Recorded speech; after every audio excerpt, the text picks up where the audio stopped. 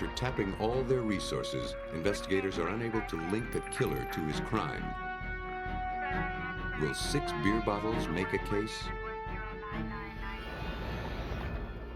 A woman is pulled from her watery grave. The only witnesses have taken wing.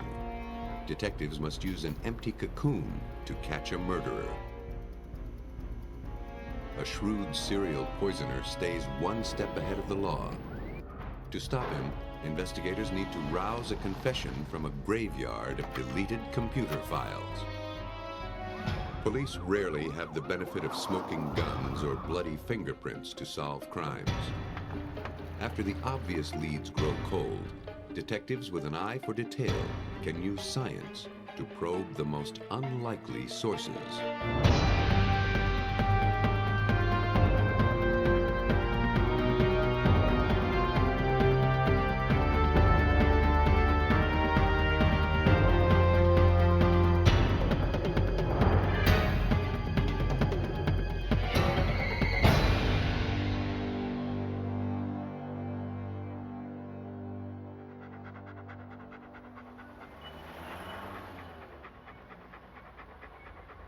November 1996, Friday the 13th. A man and his dog took their usual morning stroll past the soccer fields at the YMCA in Columbia, South Carolina. But on this day, something stopped them in their tracks. What he thought was a childish prank turned out to be frighteningly real. Face down in the grass lay the motionless body of a woman. Her hair was covered with blood. Authorities confirmed that the woman was dead, shot several times in the head at close range. Using her body temperature as a gauge, they estimated that she had died just hours before, sometime between 3 and 4 that morning. Investigators scoured the grass. Not knowing what might yield a clue, they photographed and collected all the litter found around the body. The shoulder pad from a woman's blouse might have been ripped out during a struggle. An empty purse pointed to robbery as the motive. 2 empty beer bottles could hold a killer's fingerprints. It was too soon to tell. Expanding their search, police found evidence of more immediate value. 3 shell casings and 2 spent slugs. Be very careful not to disturb. This told investigators that the woman had been shot at this location, not simply dumped here. Also, it gave them the basis for a ballistics comparison. But first, they'd need a suspect, and before they could find one, they'd need to know who the victim was. The body was brought to Richland Memorial Hospital, where she was identified from fingerprints as 30-year-old Virginia Russell. She'd had a police record for driving while intoxicated. Back in the lab, the forensics case was at a standstill. Technicians could find no physical link to the killer. The shoulder pad was a dead end. The fingerprints on the beer bottles were too smeared to identify. The body was lacking any foreign hairs, fibers, or other samples that might link a suspect to the crime. Sergeant. Detectives turned to friends and family. Cream, sugar? No, it's fine, thanks. In talking to the victim's aunt, investigators learned that the hospital where her body now lay was actually the last place Virginia was seen alive. She had spent the last night of her life visiting her cousin's sick baby. At the hospital visit. Relatives were pleased to see that after a struggle with alcoholism, Virginia Russell was turning her life around. Since taking a new job at a nighttime cleaning service, her wallet was always filled with cash. This made detectives speculate about robbery as a motive. Do you recall how much money? No wallet had yet been found, What, They probed for more information. nervous or upset about anything last night? The aunt remembered Russell's beeper going off.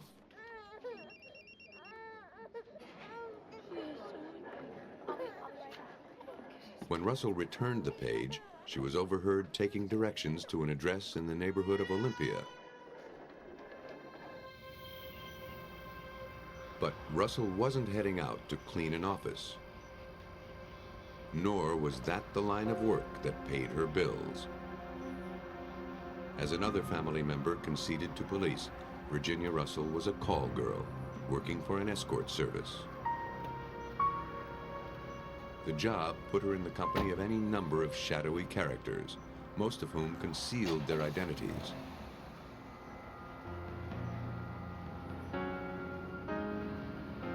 With such a suspect list, the case would be challenging, if not impossible, to solve. But police caught a break.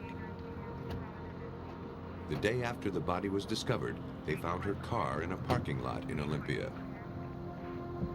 There was blood on the console. In the back seat, inside its carrier, was a single bottle of Michelob Light, the same brand found near her body. The car was towed to the police lab, where technicians searched for fingerprints, hair, and fiber. They found nothing. They took blood samples from the dashboard. It matched the victim's blood type. Russell must have been shot at least once while in the car. Detectives had come a step closer to piecing together the actual crime, but they were nowhere in their manhunt. When Sergeant Andrew Caldwell of the Richland County Sheriff's Office learned about the murder, he suspected that it wasn't an isolated incident. He was puzzling over a rape case at the time and wondered if the same brutal individual could be responsible for both crimes. His theory was based on more than a hunch. One of the major similarities were both were employed by escort services as call girls, as well as the location of Virginia Russell's car. Virginia Russell's vehicle was found within eyesight of the apartment where the sexual assault had occurred earlier. If Caldwell could solve the rape case, he might catch a killer in the process.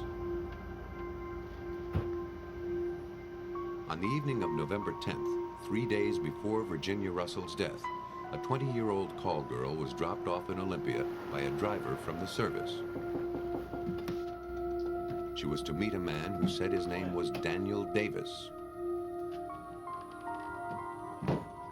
The man attacked her almost immediately. If she wanted to live, he told her, she'd have to comply with his every whim.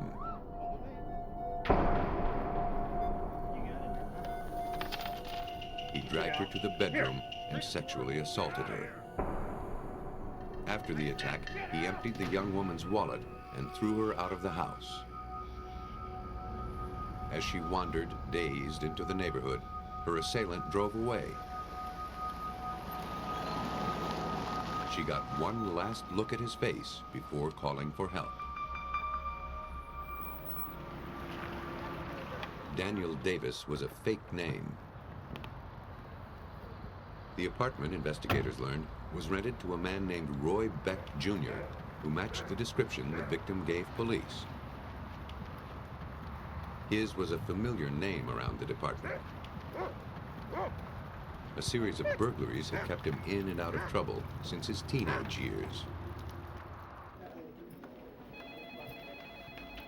From a computerized database, investigator Randy Strange compiled a group of images from a library of mugshots.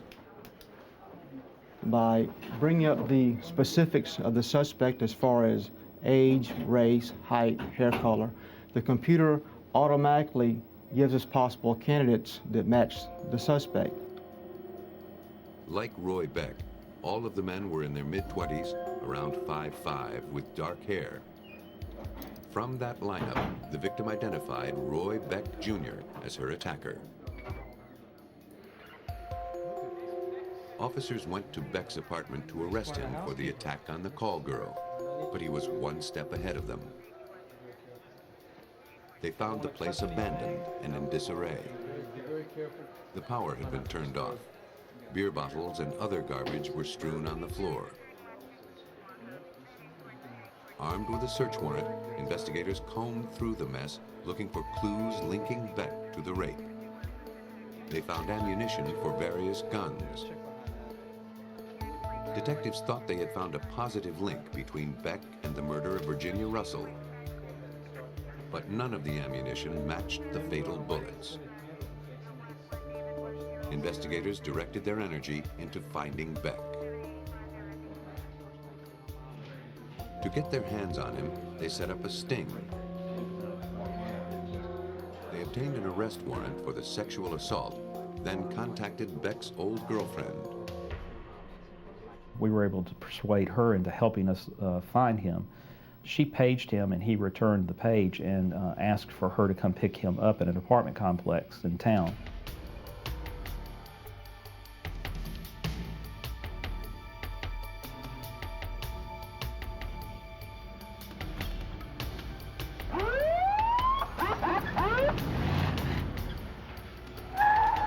When Beck emerged from his hideout to meet her, he was arrested and brought to the station for questioning. In the meantime, detectives went upstairs to the apartment where Beck had been hiding out. The apartment belonged to Beck's friend, Richard Bulliard. Bulliard consented to a search and pointed investigators to a loaded gun on the sofa. That wasn't the only weapon they found. We were able to locate a large Rambo-style hunting knife, which was described by our rape victim and used in that crime, as well as a phone book in Beck's room that he was using with various escort services underlined and highlighted.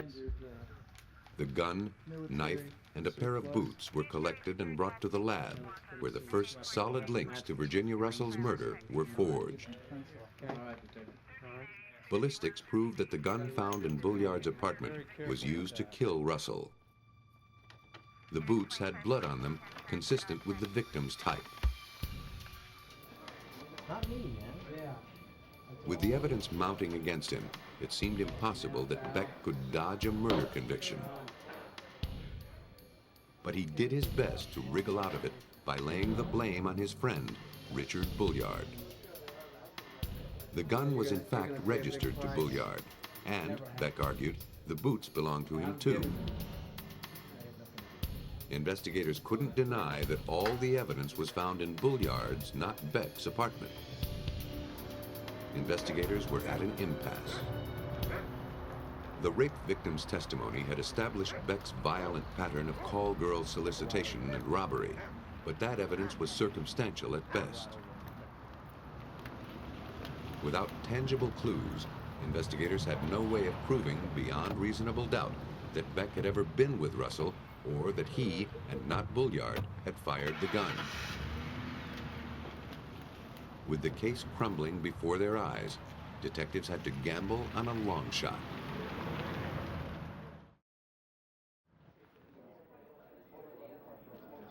The only physical evidence that connected Roy Beck, Virginia Russell, and Virginia Russell's car was 6 Michelob Light beer bottles.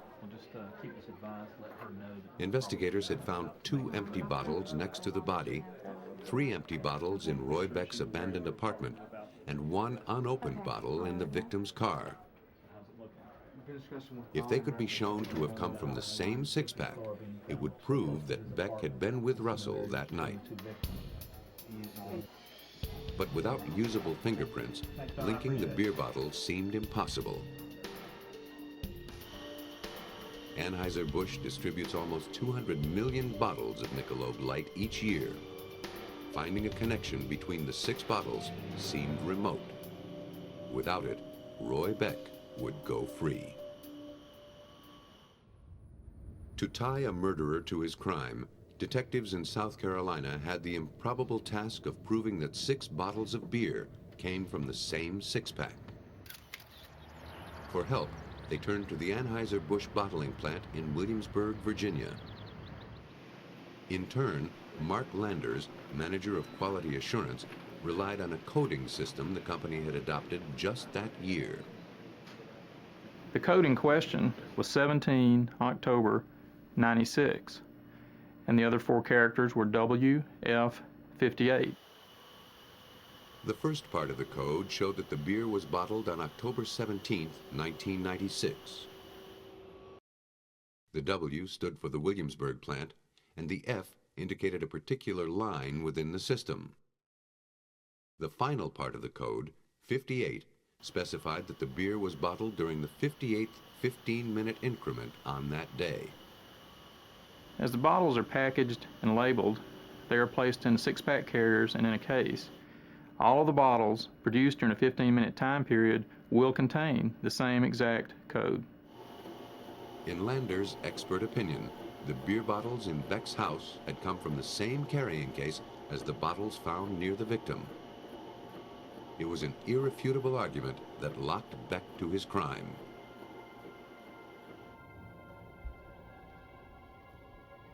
Sought as a last-ditch effort, the beer bottles enabled detectives to piece together Virginia Russell's final hours with Beck. After leaving the hospital, her escort service sent her to Beck's home, where they drank the first 3 beers from the 6-pack.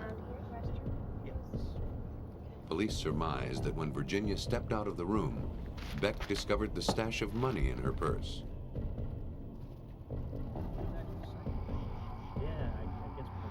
Police theorized that they grabbed the beer and drove to a soccer field where they drank the 4th and 5th bottles. At some point, Beck decided that robbing his victim wasn't enough. He wanted to kill her.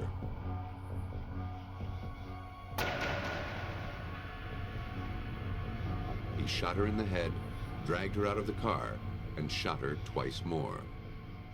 He then drove away, abandoning her car within walking distance of his apartment. He left behind the final unopened beer, and with it, the clue that experts needed to link him to the crime.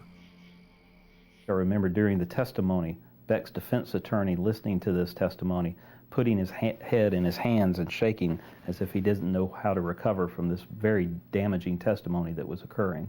And it was at that point I really felt good about the case and knew that we had Beck and he would probably be convicted.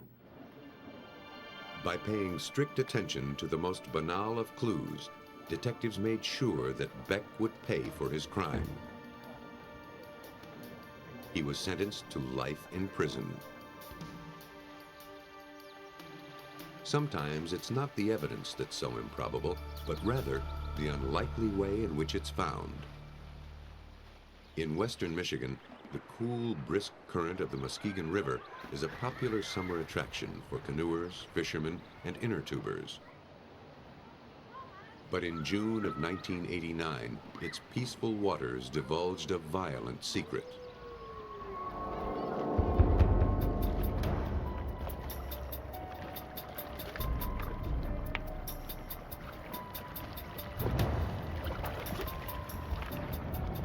Two recreational divers were scavenging the river bottom for sunken treasure, dropped motors, lost fishing tackle, old anchors.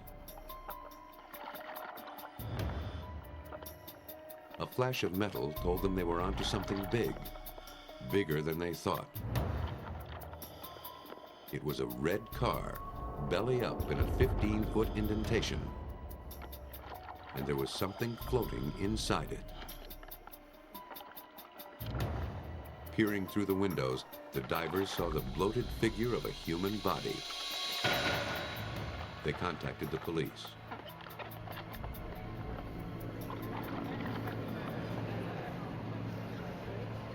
As the car was removed from the water, authorities and spectators could only wonder at the identity of the body inside, how the car had gotten into the water, and for how long the river had concealed this dismal grave. A fully clothed woman was removed from the car. Despite having been submerged in water, the remains were well preserved. Investigators searched the body and the vehicle for identification, but all they found was mud, insect larvae, and cocoons. The body was taken to the medical examiner's office. In the meantime, investigators searched the area, trying to figure out how the car got into the river.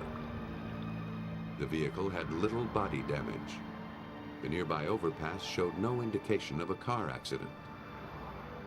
Galen Brookins, the chief of police from nearby Fremont, looked for other points of entry.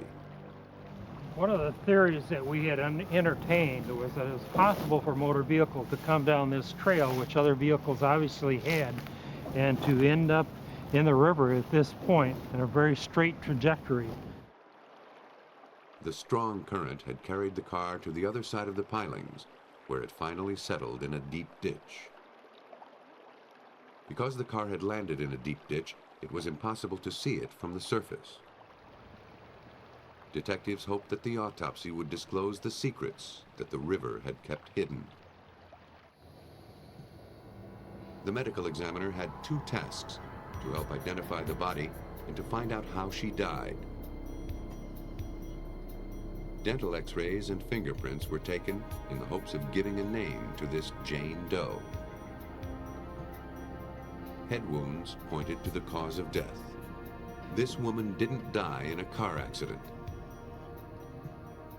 She had been struck at least 6 times with a hard, blunt object. The medical examiner could also determine that she was dead before she went into the river.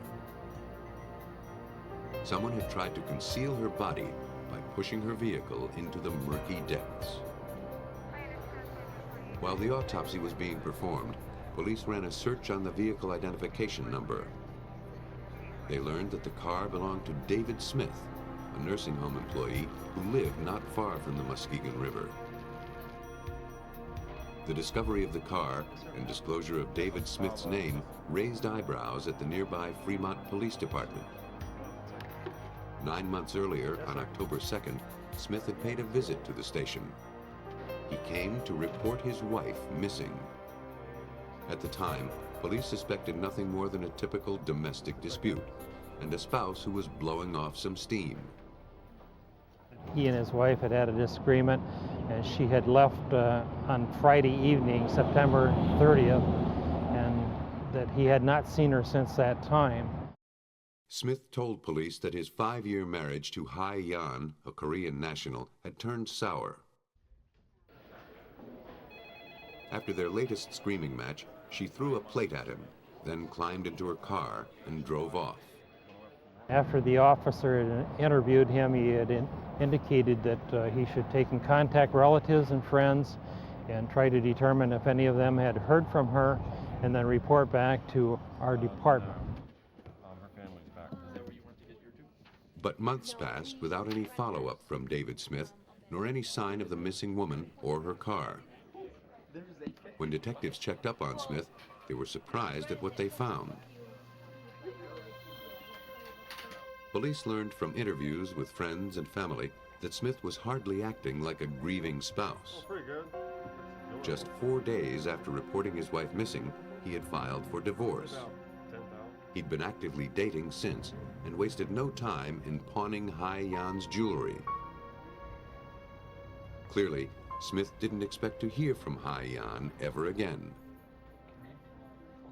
Though his behavior was suspicious, it was not illegal.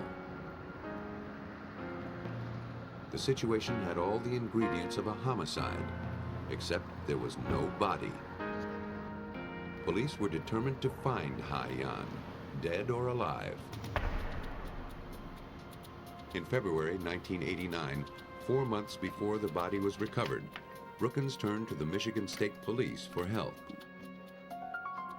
State police worked the phones, contacting friends of the missing woman in the U.S. and Korea.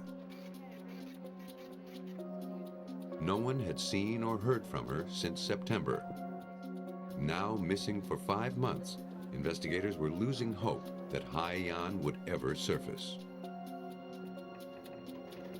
As he proceeded with telephone interviews, Detective Richard Miller of the state police uncovered a lie. Though David Smith told law enforcement that he had heard nothing from Hai Yan, he told several friends a different story. Mr. Smith had made statements during her absence that he knew she was alive and well, that she had contact with some mutual friends and other parties. But investigators found no one to confirm Smith's story. and he refused to take a lie detector test. Then, 5 months later, on the night of June 23rd, the suspect's car was pulled from the Muskegan River with a dead woman in it. The waiting was finally over. Having found the body, detectives secured a search warrant for David Smith's home, which he now shared with his new girlfriend. Technicians scoured the house, searching for the tiniest shred of evidence that might tell them whether a crime had happened here. The odds of finding anything were slim. But it had been almost a year since Haiyan's disappearance. And there was no guarantee that this was even the scene of the crime. Investigators used an alternative light source to search for clues a killer wouldn't think to clean up. This searchlight penetrates paint layers, making it easy to find the remnants of blood. The beam highlighted some smears on a kitchen wall. And below them, police found what they were looking for. Behind a freezer, minute traces of blood spatter stained the wall.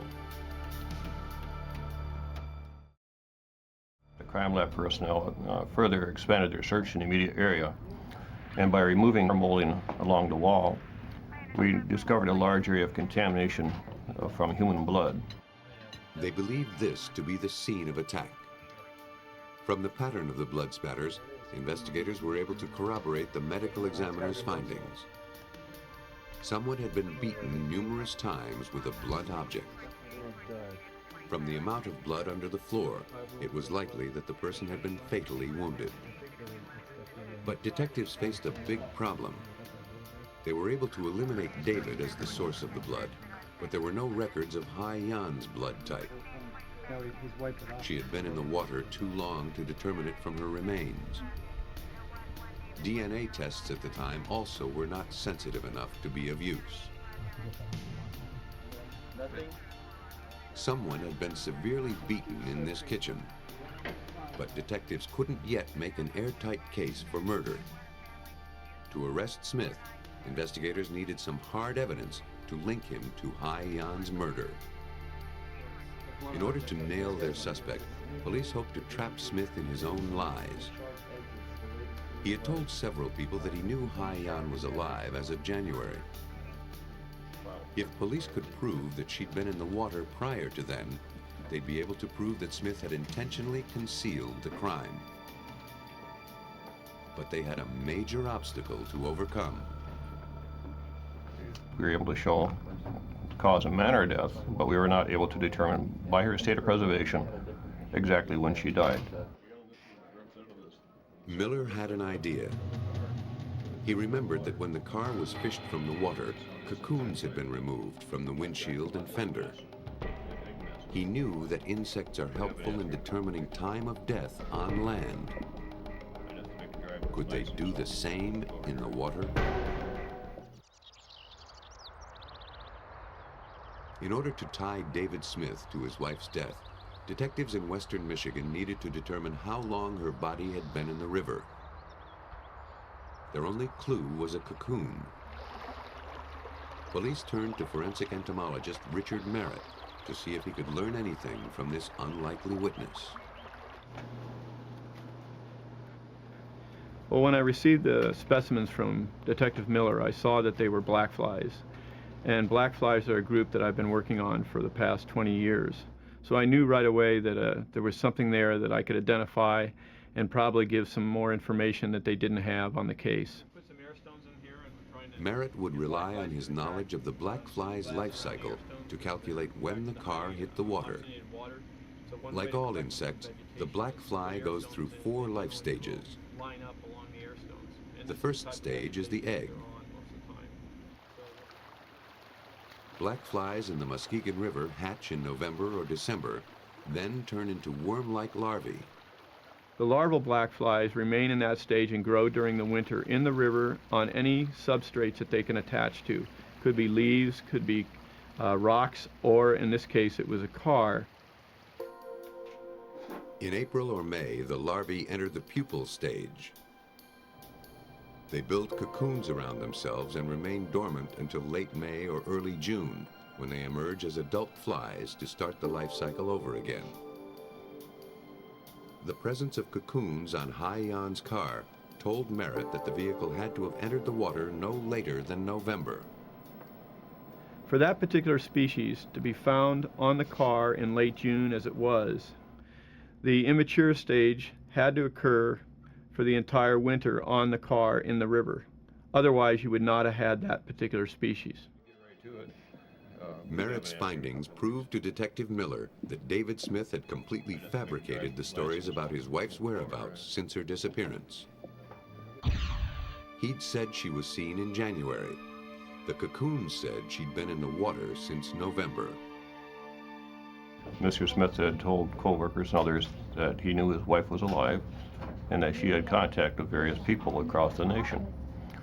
Dr. Merritt's studies of the black fly larva and the various stages we found on the vehicle proved positively that was simply not true, that she was immersed within the waters of the Muskegan River.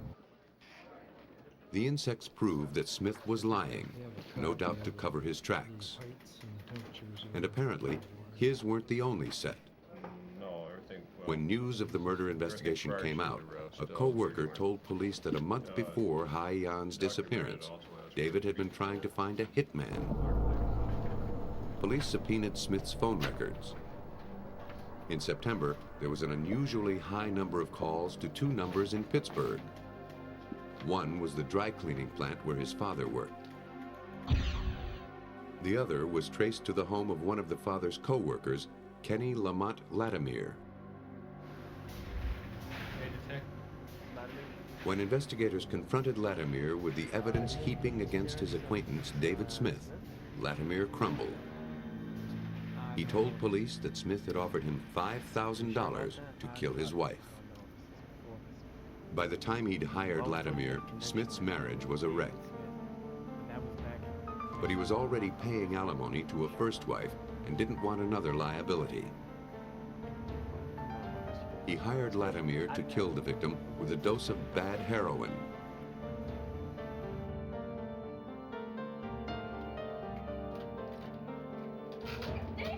But the plan didn't work, so Smith beat her to death with a wooden statue.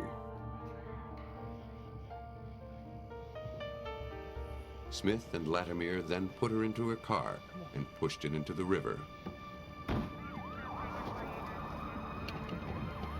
Thanks to the unlikely testimony of a vacant cocoon, Smith was arrested in December of 1989. A jury found him guilty of murder and sentenced him to 15 to 20 years in prison. For their parts in the murder and conspiracy, Kenny Lamont Latimer received 20 to 60 years, and Smith's father got 3.5 to 5. The improbable testimony of the black fly foiled David Smith's plot to cover up the murder of his wife. In Dana Point, California, detectives would rely on more improbable evidence to link a killer to his actions. For years, 46-year-old Janet Overton, a public official, had suffered from declining health. Though dizzy and weak, she was determined not to let illness keep her down. On a January morning in 1988, she looked forward to a family outing on the Pacific Ocean. She never made it past the driveway.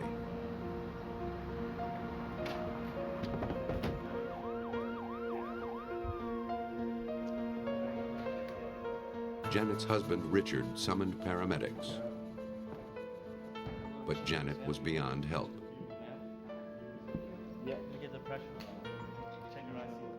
Within hours, she was dead. The autopsy that followed could do nothing to shed light on the cause of Janet Overton's death.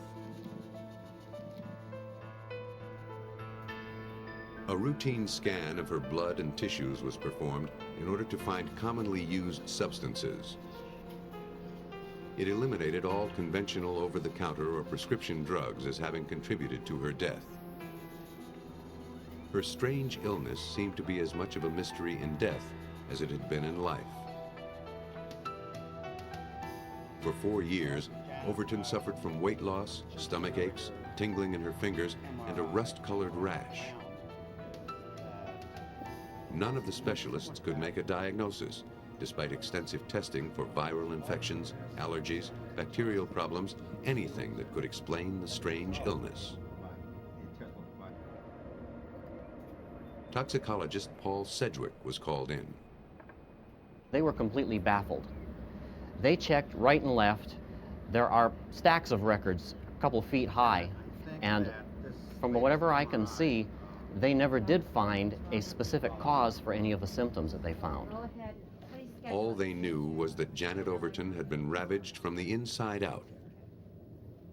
After her death, blood and tissue samples were put into storage at the coroner's office. The body was cremated.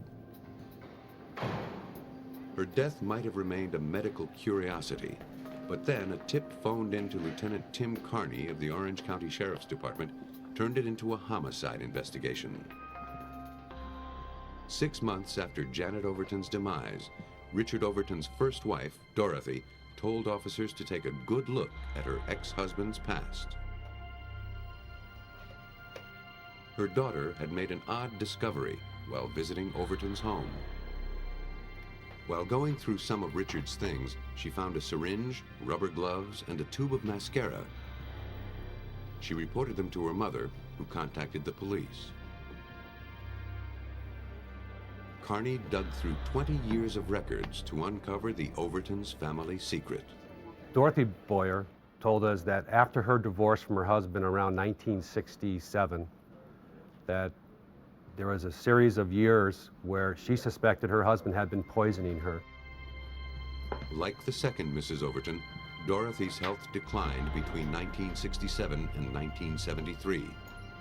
She would become violently ill without explanation. She was dizzy. Her mouth tasted of metal. One day, she noticed a strong sulfuric smell coming from her shampoo. The same odor emanated from some of her food. She began to suspect that Richard, who had access to her house even after their divorce, was trying to kill her. To find out for sure, she laid a trap.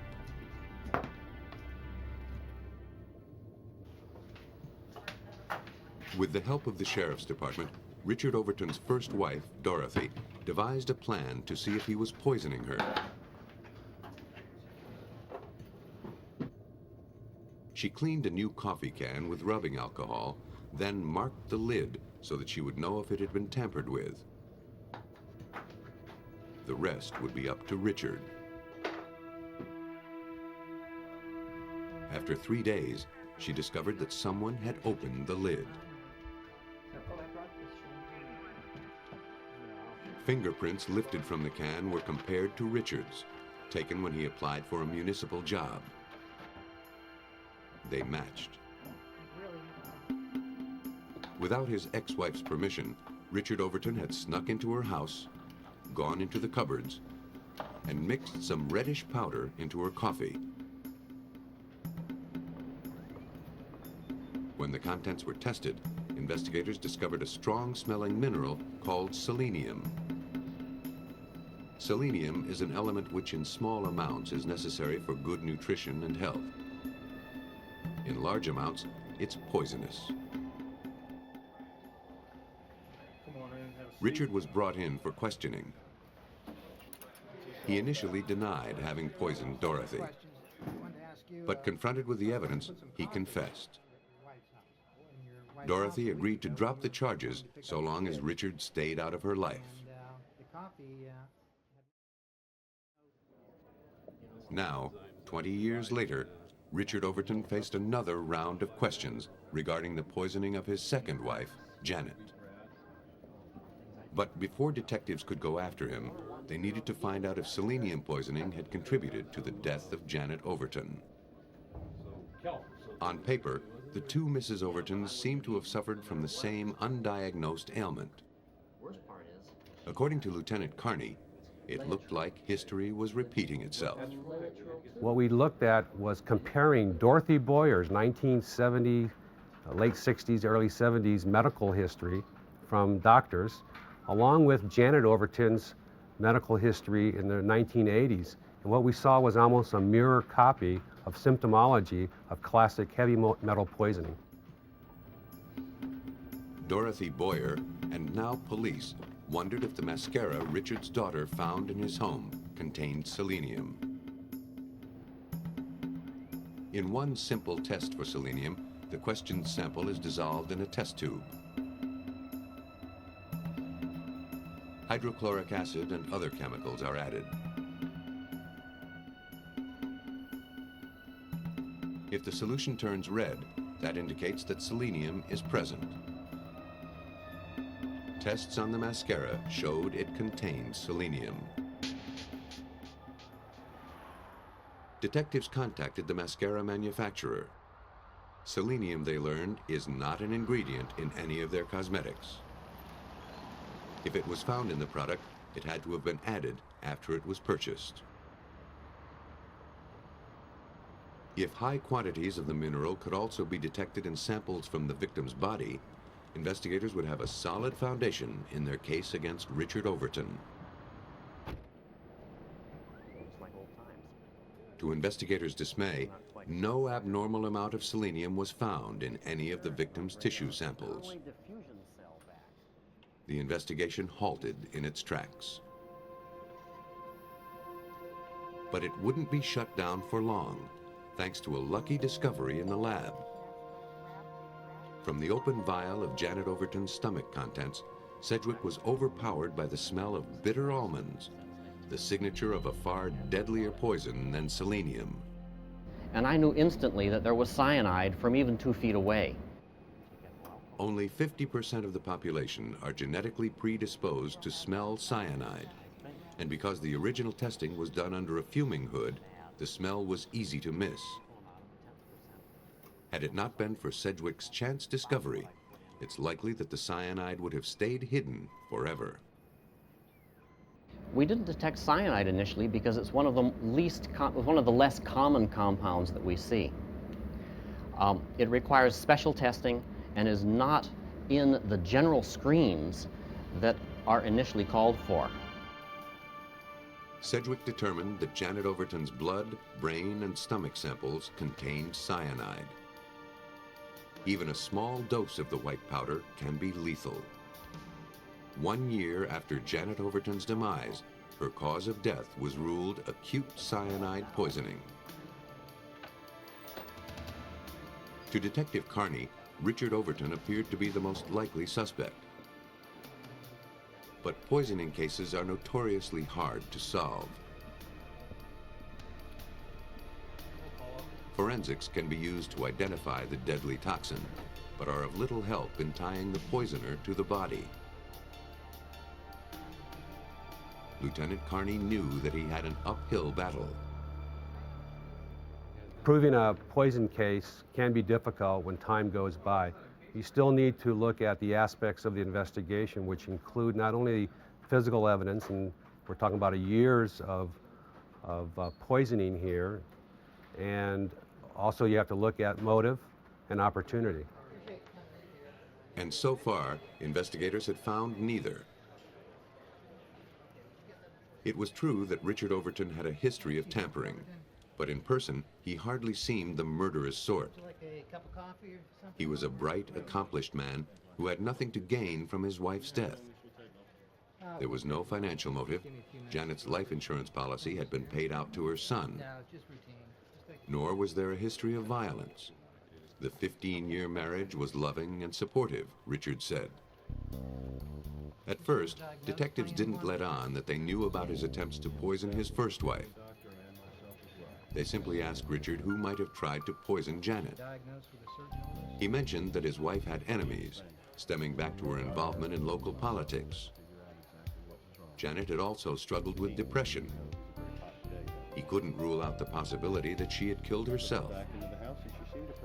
Then, 5 hours into the interview, police dropped the bombshell. I confronted him with the 1973 investigation where he poisoned his former wife. He denied that to me until I showed him the documentation of the report. Challenged by his shady past, Overton abruptly ended the conversation and refused to contribute any further to the investigation. Detectives had caught Overton in a bold-faced lie. During an interview with a business associate, Mel Hubbard, they caught him in another.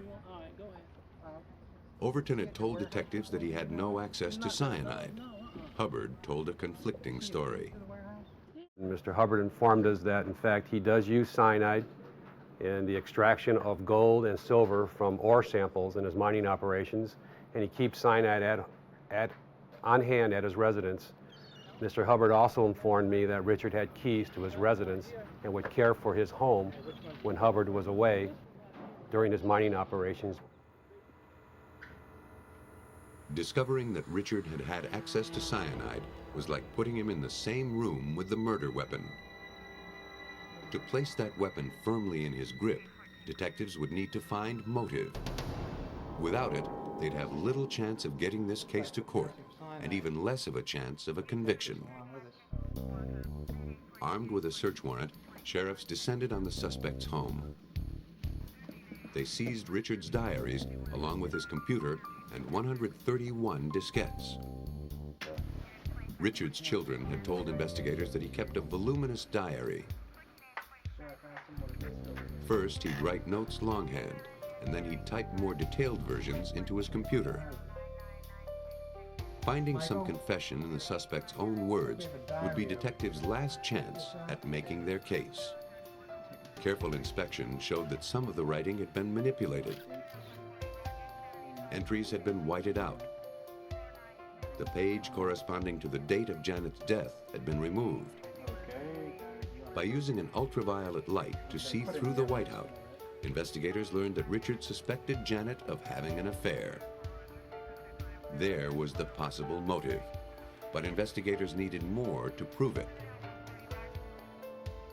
Detectives hoped to find answers in Richard's computer files. They spent hours scouring the hard drive and opening diskette after diskette, but they came up empty-handed. It seemed that Richard had erased or written over almost all of his electronic diary. But then, detectives noticed something strange. At the bottom of one of the documents were a few jumbled lines of text. And in the text were phrases that suggested diary entries. Perhaps the data wasn't gone after all. But how to retrieve it from the computer? Detectives in Orange County, California, believed that Richard Overton's computer would tie him to the poisoning death of his wife, Janet. But Overton had erased his hard drive and diskettes. Does this allow us to print? Data retrieval experts were called in to launch the first forensic computer probe in Orange County history. Though Overton had cleansed files, computer experts like William Riddle knew that there was a good chance the information was still on the computer. What most people don't know is that once you delete a file off a computer or a disk, and the information that was in the file actually are still there on the computer. It's just that the computer has turned a small flag or a character and has told the table of contents section of the computer that this space is now available for storage. So something can be overwritten in this space. Inside a computer, media is stored in files as magnetic information. Sometimes that information overlaps. The process is like typing and retyping over the same sheet of paper. Riddle began his work by copying all of Overton's computer files. This way, he wouldn't risk losing the data for good during his investigation. He installed a specialized computer program on their systems, then set about the grueling process of opening files one at a time. The program removes layers of text, leaving behind bits and pieces of documents that were once stored there. It took hundreds of hours to expose the raw, unformatted tangle of text, but that was only the beginning. Using the handwritten diary as a reference, technicians then sorted through the files, piecing together Richard Overton's diary word by word. From the jumble, technicians were finally able to reassemble Richard Overton's secret diary, and with it, his intention to kill his wife. The recovery of Overton's damning words would prove to be a turning point in the case. Though the suspect had proclaimed that he and the victim had a loving marriage, his own words, pulled from electronic oblivion, would prove otherwise. In fact, there was a point in the discs where Richard Overton stated that his love-hate relationship for his wife had turned purely to hate, and that something was going to happen very soon. This was just a few short days before her death on January 24th. Investigators surmised that Richard was angry about his wife's infidelity and resentful that she'd achieved political success without a formal education.